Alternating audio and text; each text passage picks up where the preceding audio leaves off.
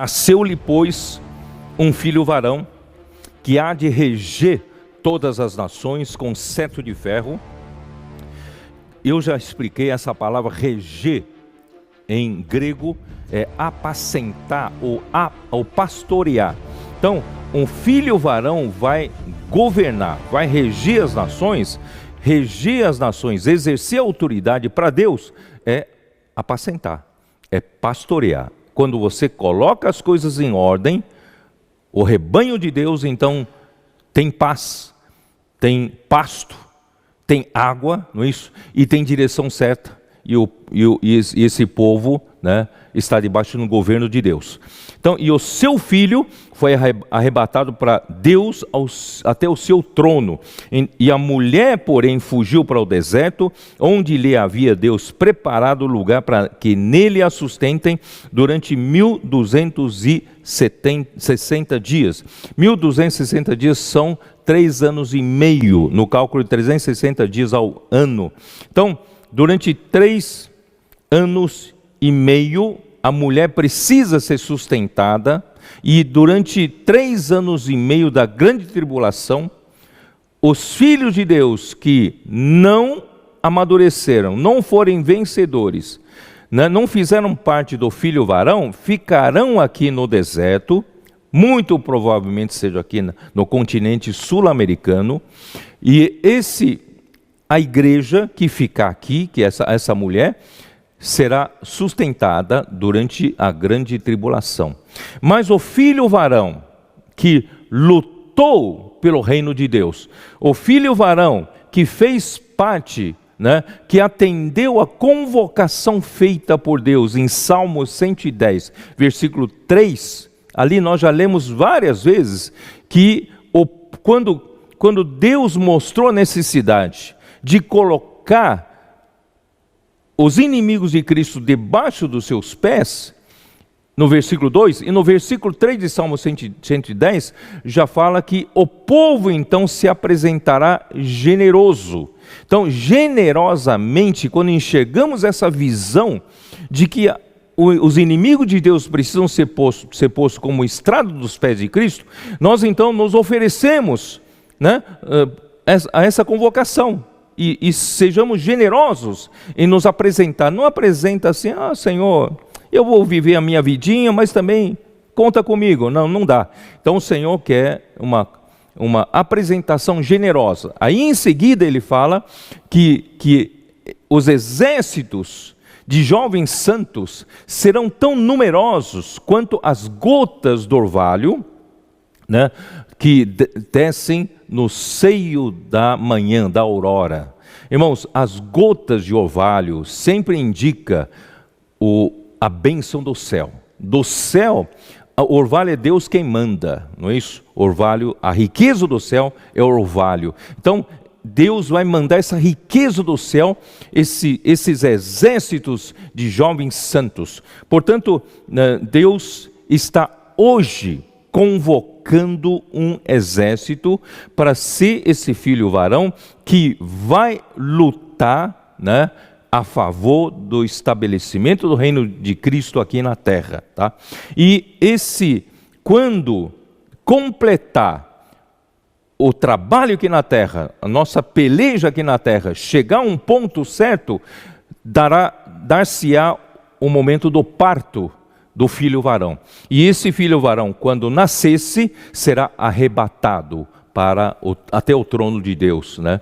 Então, o Satanás, o diabo, o grande dragão, ele quer devorar o filho varão, porque se ele devorar o filho varão, está tudo acabado. Mas graças a Deus, nós não vamos deixar a coisa acabar senão, desse jeito. Nós vamos ser essa parte forte, né, da igreja, nós vamos ser a fortaleza de Sião, vamos defender Jerusalém, defender a igreja de Deus, defender a obra de Deus, defender o reino de Cristo, né, através desse grupo de vencedores, de guerreiros. Nós temos que ter esse espírito de guerra, né?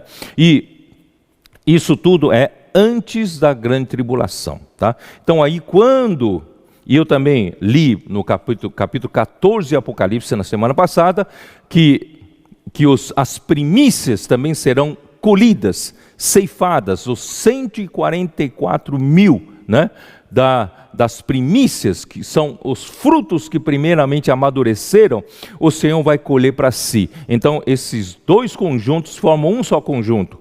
Para mim, o filho varão compõe-se dos vencedores de todas as épocas, né? No livro nas 7 igrejas de Apocalipse que João mandou as 7 cartas, você vê que em cada igreja, em cada época, Deus tem seus vencedores.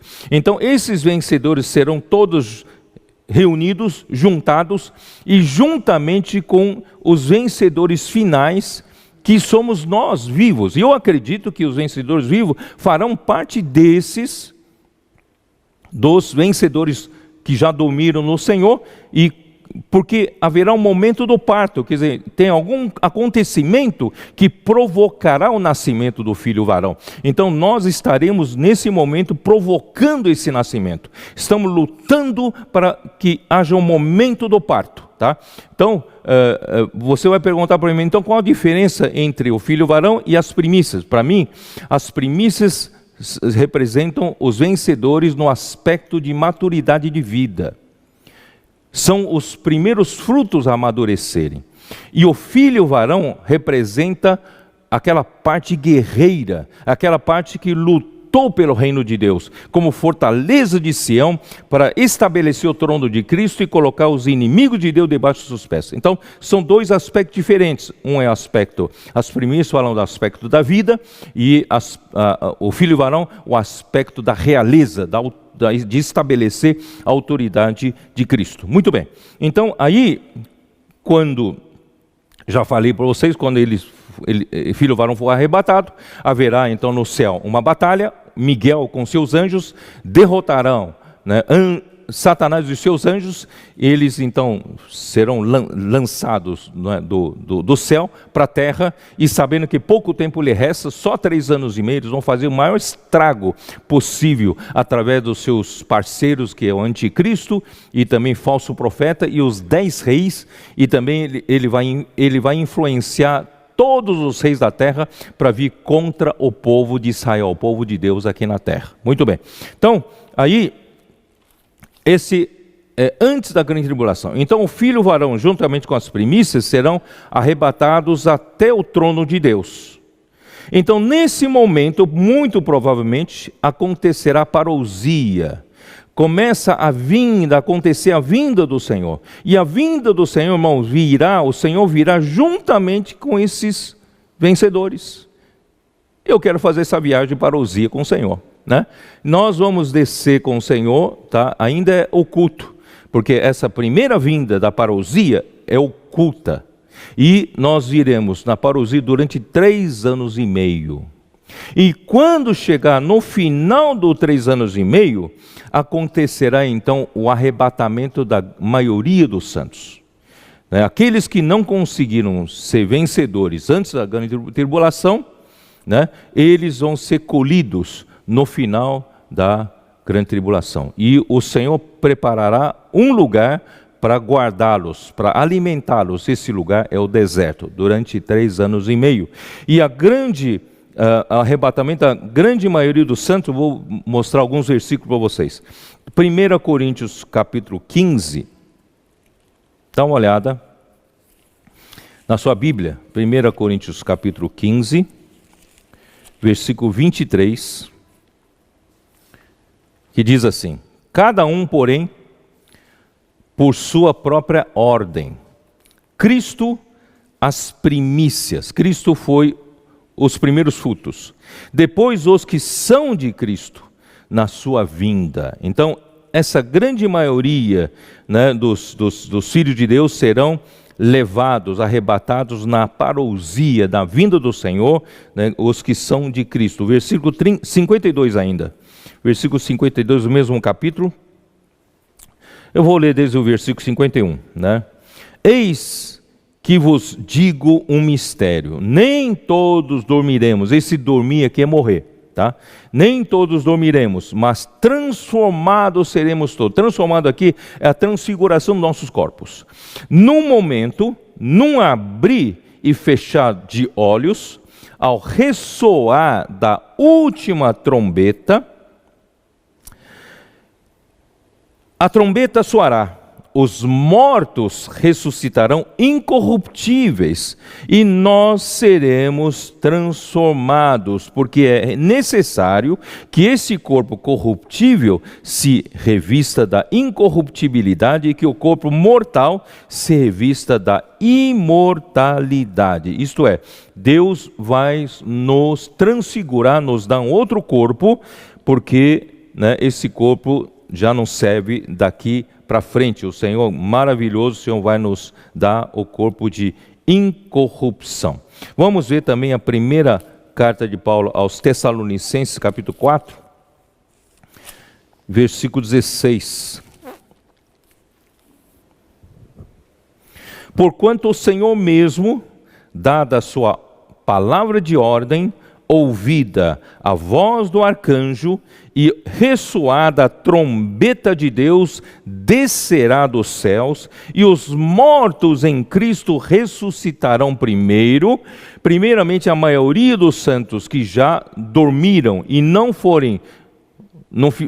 fizerem parte do filho varão, eles nesse momento, no final da grande tribulação, eles vão ressuscitar, tá? Primeiro, e depois os vivos, que permanecerem até o final da grande tribulação. Depois nós, os vivos, os que ficarmos, seremos arrebatados juntamente com eles, com os que dormiram e foram ressuscitados. Seremos arrebatados juntamente com eles entre nuvens, para o encontro do Senhor nos ares. Perdão. Para o encontro do Senhor nos ares.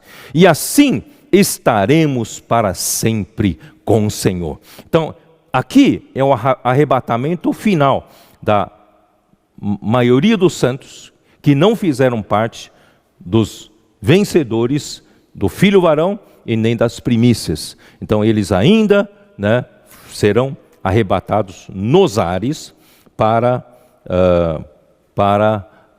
o julgamento no tribunal de Cristo. Vamos dar uma olhada também em João capítulo 5, versículo 29. Evangelho de João, capítulo 5, versículo 29.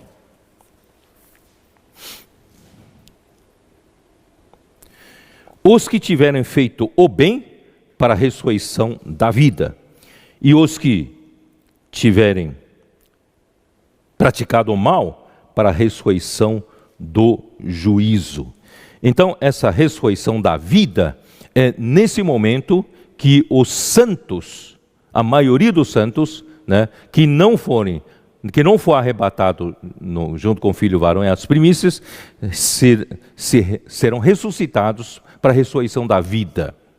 E os demais vão esperar para o final do milênio, no estabelecimento do grande trono branco de Deus. Tá?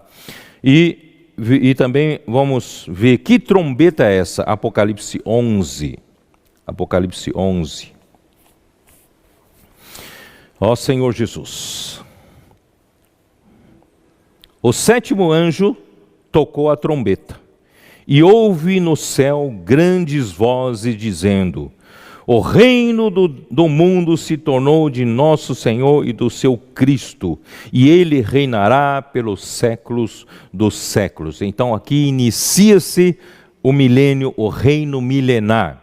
Tá? Nesse momento que toca a sétima trombeta, pronto, Cristo inicia o seu reino. 1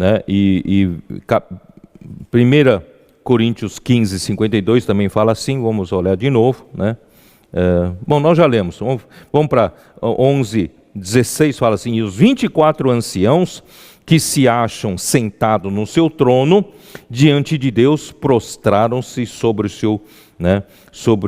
o seu rosto e adoraram a Deus, dizendo: graças te dou, Senhor Deus Todo-Poderoso, que és e que eras, porque assumiste o teu grande poder e passaste a reinar. Na verdade, as nações se enfureceram, chegou, porém, a tua ira, e o tempo determinado para serem julgados os mortos, para se dar o galardão aos seus servos, os profetas, aos santos e aos que temem o seu nome, tanto aos pequenos quanto aos grandes, e para destruíres os que destroem a terra. Tá? Então aqui mostra que o Senhor vai estabelecer o seu julgamento, né, está em 2 Coríntios 5,10, dá uma olhada.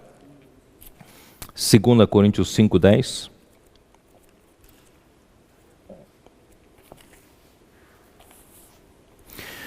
Porque importa que todos nós compareçamos perante o tribunal de Cristo, para que cada um receba segundo o bem ou o mal que tiver feito por meio do corpo.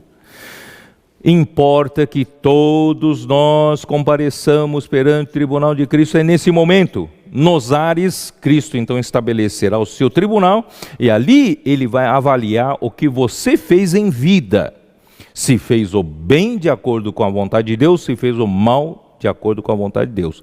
Portanto, ali ele vai retribuir a cada um. Portanto, não pense que não haverá juízo, né? Esse é o juízo para os crentes, para a igreja, né? Para o povo de Deus. Tá? Aí alguns vão perguntar, e durante a grande tribulação, não haverá vencedores? Eu vou mostrar para vocês. Em Apocalipse 15,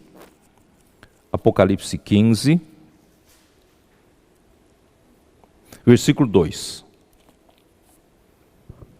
Vi como que um mar de vidro mesclado de fogo, e os vencedores da besta, da sua imagem e do número do seu nome, que se achavam em pé no mar de vidro, tendo harpas de Deus, e entoavam o cântico de Moisés, que são, né, os judeus, e servos de Deus, e o cântico do Cordeiro, né, os crentes do Novo Testamento, dizendo: grandes e admiráveis são as tuas obras, Senhor Deus Todo-Poderoso, justos e verdadeiros são os teus caminhos, ó Rei das nações.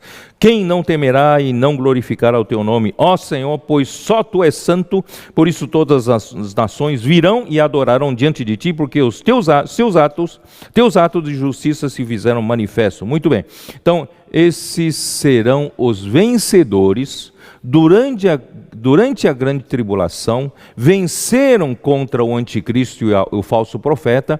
Eles não adoraram a imagem da besta, não tiveram a marca da besta, portanto eles sofreram muito, porque quem não adorar a besta não receberá a marca da besta, não poderá trabalhar, não poderá comprar, não poderá vender, quer dizer, não poderá viver. Né? Então esses vão ser perseguidos durante a grande tribulação, mas Deus tem um prêmio para eles também. Esses que forem martirizados durante a grande tribulação serão os vencedores tardios, isso durante a grande tribulação. Então, antes da grande tribulação, o filho varão e as primícias. Durante a grande tribulação, esses vencedores tardios. E a maioria dos santos, né, no final da grande tribulação, quando Cristo estabelecer seu tribunal de Cristo, tribunal para julgamento do seu povo, da igreja. Convém que Cristo reine até que haja posto todos os inimigos debaixo dos pés. Eu acho muito importante essa frase, até que haja posto todos os inimigos debaixo dos seus pés. E o último inimigo a ser destruído é a morte. Irmãos, Cristo precisa reinar. E para ele reinar, os seus inimigos precisam estar por estrado dos seus pés. Então disse: certo homem nobre partiu para uma terra distante, com o fim de tomar posse de um reino e voltar. Esse certo homem nobre é Jesus. E ele partiu para uma terra distante. Sabe para onde ele partiu? Ele partiu para os céus. Ele, quando morreu por nós, para realizar a eterna redenção por nós, Deus o ressuscitou. Deus o ressuscitou e o fez o quê? O glorificou e o gerou como filho primogênito de Deus. E, no mesmo tempo, nós vimos isso no livro de Hebreus, que ele também foi nomeado o sumo sacerdote para sempre, segundo a ordem de Melquisedeque. Então, ele hoje está à destra de Deus, né, para servir o seu povo, mas também está aguardando, está em Hebreus 10, 13. Dá uma olhada, Hebreus 10, 13.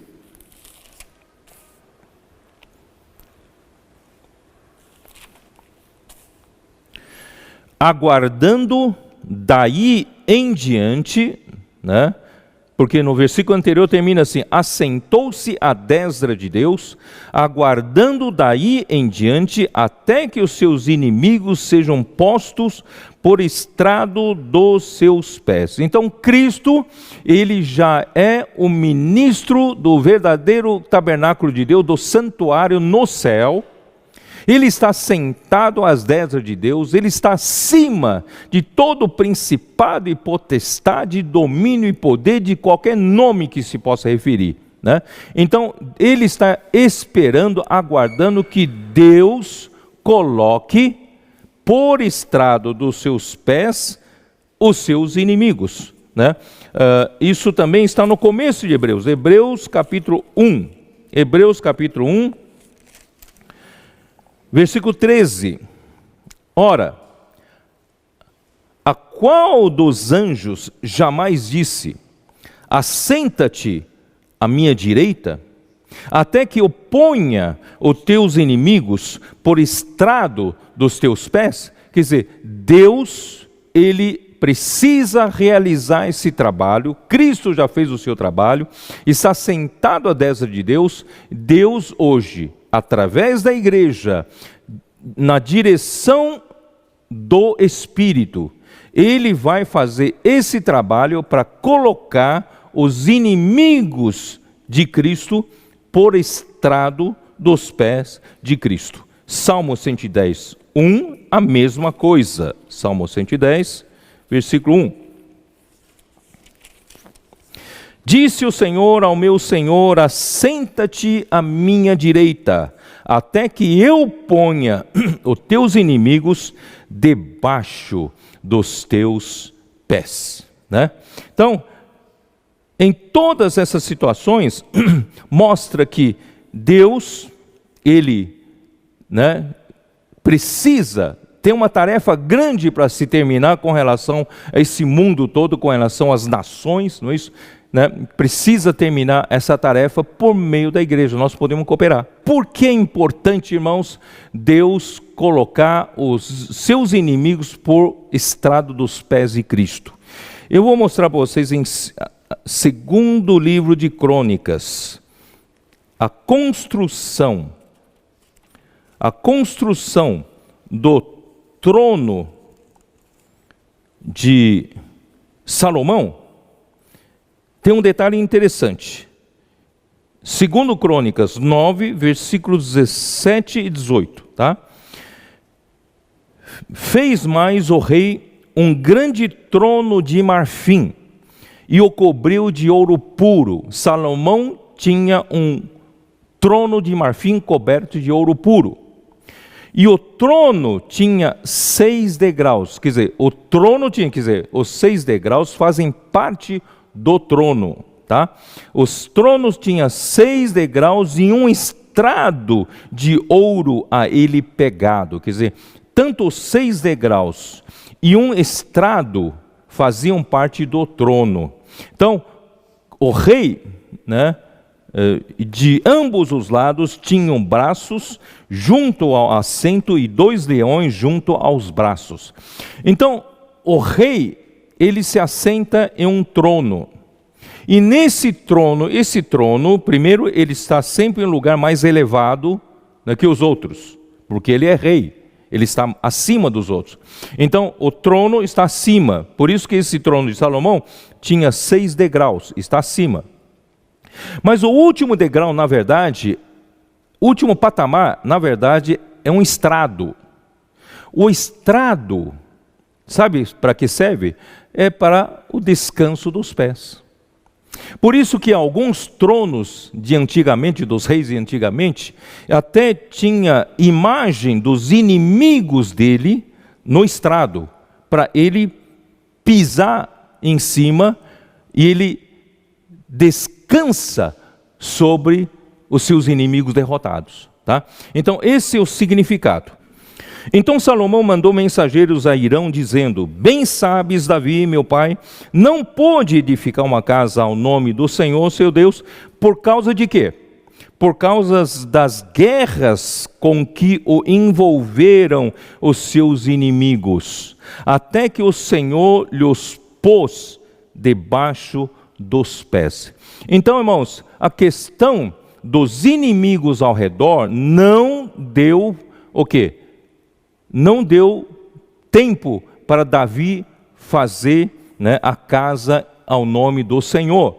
Mas o Senhor, no final da vida de Davi, ele então, né, ele pôs os inimigos debaixo dos pés de Davi.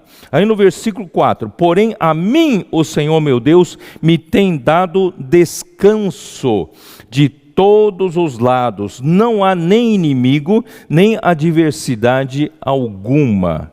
Bom, irmãos, eu não sei se você está entendendo o meu encargo. Eu quero dizer o seguinte para vocês: enquanto os inimigos não forem derrotados, o rei não descansa. Os pés do rei estão sem estrado, porque o estrado são os inimigos derrotados. Portanto, irmãos, nosso grande rei Jesus Cristo está sem estrado, está sem descanso dos pés. Aquelas poltronas confortáveis que nós chamamos de, de poltrona do papai, né? Tem um estrado, um lugar do descanso para os pés, ou tem um amparo que levanta para que os pés, né, de alguém possam se descansar confortavelmente. Então, o nosso Senhor Jesus está no trono, à direita do trono da majestade, mas esse trono está sem descanso.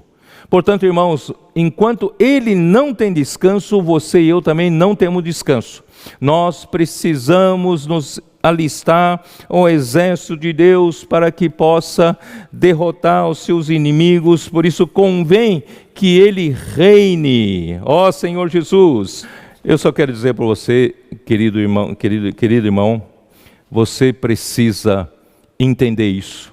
Eu expliquei tudo isso na área da escatologia. Não é para você ter conhecimento escatológico, é para você perceber a urgência. Deus precisa colocar os seus inimigos debaixo dos pés de Cristo.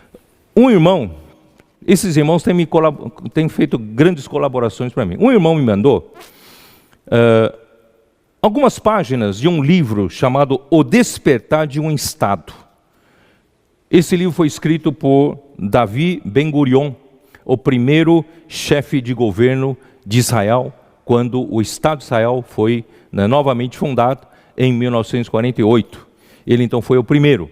Ele então traçou as diretrizes para essa nova nação que estava surgindo, e era uma nação, né, fraca, era uma nação de pouca gente, pouca população na época, né, pouca gente, e não tinha muitas riquezas, dependia muito de recursos de outros judeus que estavam, né, no mundo todo para manter. E então ele falou o seguinte, ele falou assim: nós precisamos organizar a nossa sociedade da seguinte forma: nós não podemos nos dar o luxo de manter um efetivo militar grande. Quem que vai sustentar esse efetivo? Quem que vai produzir nesse país para manter esse efetivo militar grande? Portanto, nós vamos fazer diferente.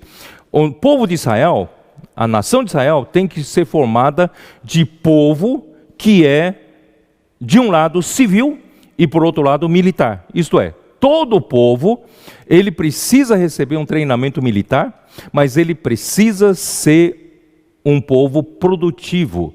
Ele precisa trabalhar, ele precisa, né, produzir. E ele também precisa defender a nação. Então, a nação de Israel foi fundada com essa diretriz, né? Todo mundo tem que trabalhar e todo mundo tem que defender também. Aí me lembrei do livro de Neemias. Vocês se lembram? Quando Neemias voltou para reconstruir os muros, houve muita adversidade, muita luta, né, do lado de fora, o Tobias, Sambalá e tantos adversários. Aqueles adversários, irmãos, eram principalmente os que quando, né, o rei da Assíria derrotou o reino do norte, Israel, e levou todo Israel para a Síria, espalhou pela Síria e trouxe outros povos para povoar, e inclusive em Samaria, que era bem próximo a Jerusalém. Então, em Samaria foi povoado, né, por esses povos estranhos, né, que o rei da Síria trouxe para ali. Então, esse povo que ali habitava quando Jerusalém estava destruída, aquele povo lutavam contra a reconstrução de Jerusalém. Então eles faziam de tudo para acabar com aquela reconstrução. Então Neemias teve que fazer o povo trabalhar. De uma mão fazia, né, construção, e com outra mão segurava a espada, ou segurava uma arma. Quer dizer, então de um lado tinha que produzir e de outro lado tinha que defender. Portanto, irmãos, nós todos somos assim. Graças ao Senhor, na igreja, de um lado nós produzimos, nós edificamos a igreja, nós apacentamos os irmãos, mas por outro lado, estamos sempre em alerta. Estamos aqui defendendo o povo de Deus, não é isso? Para colocar em ordem as coisas, não deixar que o inimigo venha, né, colocar sua autoridade e deturpar, né, a ordem da casa de Deus. Muito bem, então nós somos esses. Somente uma pequena minoria, segundo Ben-Gurion, uma elite que tivesse dons especiais para isso, ou fosse as mentes brilhantes, inteligentes para isso, então ele separava essa elite de jovens para treiná-los especificamente para a área militar. Então daria um curso superior para eles, eles então seriam o quê? Os que toda a área de comando, né, estaria nas mãos deles. Isto é, aí eu me lembrei que nós temos CEAP. Os nossos CEAPs são para produzir líderes. Então eles são uma elite, né? Eles são uma elite entre nós para levar o evangelho do reino adiante, e esses estão sendo treinados para assumir postos de comando, posto de liderança, seja em abrir novos campos nas cidades novas, levantar a igreja, né, ou seja para consolidação de uma igreja. E nós temos os comportores dinâmicos, que são nossos da linha avançada, são nossos exércitos, estão ali tomando conta, graças ao Senhor, né, da linha de frente. O terceiro ponto que Ben-Gurion disse: não basta apenas ter um povo que produz e também luta. Nós temos uma elite de militares, tanto da marinha, quanto do exército, quanto da aeronáutica, né, que cuidam, eles só cuidam então da área militar, que é uma pequena minoria, mas se nós expulsarmos os inimigos e não povoarmos, não colonizarmos essas áreas, né, que expulsamos os inimigos, que nem em Jerusalém, no tempo de Neemias, tudo voltará a ser deserto de novo, será ocupado por inimigo de novo. Portanto, nós precisamos colonizar a terra de Israel. Então, o terceiro ponto era a colonização. Ele falou principalmente nas fronteiras: eu quero colônias agrícolas militares, né? Encher, né, de colônias, e ao longo da costa, colônias de pescadores. Em outras palavras, nós precisamos expandir e povoar e usar. Puxa vida, isso aqui é o nosso encargo. Nós precisamos entrar nas cidades onde não tem igreja, precisamos colonizar as novas cidades. E nós precisamos colonizar na nossa cidade os bairros que ainda não foram tomados. Nós precisamos avançar, expandir o reino e pregar o evangelho do reino. Quando a pandemia acabar, irmão, nós temos que sair colonizando, ganhar essa terra para o Senhor. Tá bom? Então vou terminar por aqui. Eu espero que o Senhor tenha, né, aberto os seus olhos para esse encargo.